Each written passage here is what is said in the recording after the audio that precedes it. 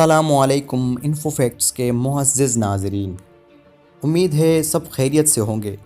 دوستو، آپ سب تو جانتے ہی ہوں گے کہ ناروے میں ایک خنزیر نما شخص جس نے کلام الہی یعنی قرآن پاک کو جلانے کی کوشش کی تھی، اور ایک مسلم بہادر شخص عمر الیاس جس نے اسے لاتیں مار کر قرآن کی حفاظت کرنے کا ثبوت دیا تھا، جس کی وجہ سے عمر الیاس لاکھوں مسلمانوں کے دلوں کی دھڑکن بن چکا ہے۔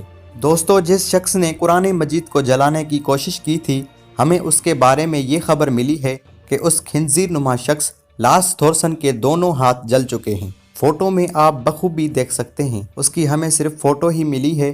کچھ دوستوں نے کہا ہے کہ اس کی ویڈیو اپلوڈ ہونے والی ہے، اور یہ ویڈیو جیسے ہی ہمیں ملی تو ہم اسی ہفتے میں ضرور یہ ویڈیو اپلوڈ کر دیں گے۔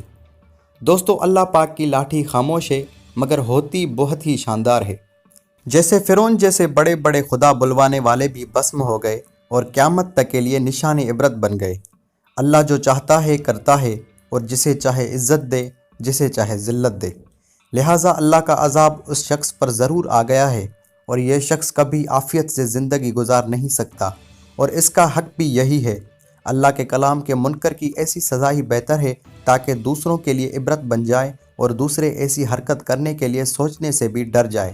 یاد رہے، خنزیر لارس تھورسن کے خلاف ناروے میں مسلمان لوگوں کے علاوہ دوسرے مذاہب والوں نے بھی احتجاج کیے تھے اور مطالبہ کیا تھا کہ کسی بھی مذہب کی توہین برداشت نہیں کر سکتے۔ ہر مذہب اپنے حال پر بہت خوش ہے۔ مسلمانوں کے دل کو دکھ پہنچانے سے ہمیں بھی بہت دکھ ہوا ہے۔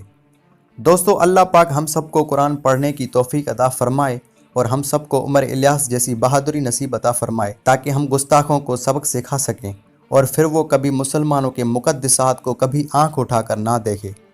اللہ امت مسلمہ کا حامی و ناصر ہو، آمین۔ دوستو، اگر آپ نے ہمیں سوشل میڈیا پر فالو نہیں کیا تو سارے سوشل میڈیا کی لنک ڈسکرپشن میں دی گئی ہیں، جن سے آپ فالو کر سکتے ہیں۔ شکریہ۔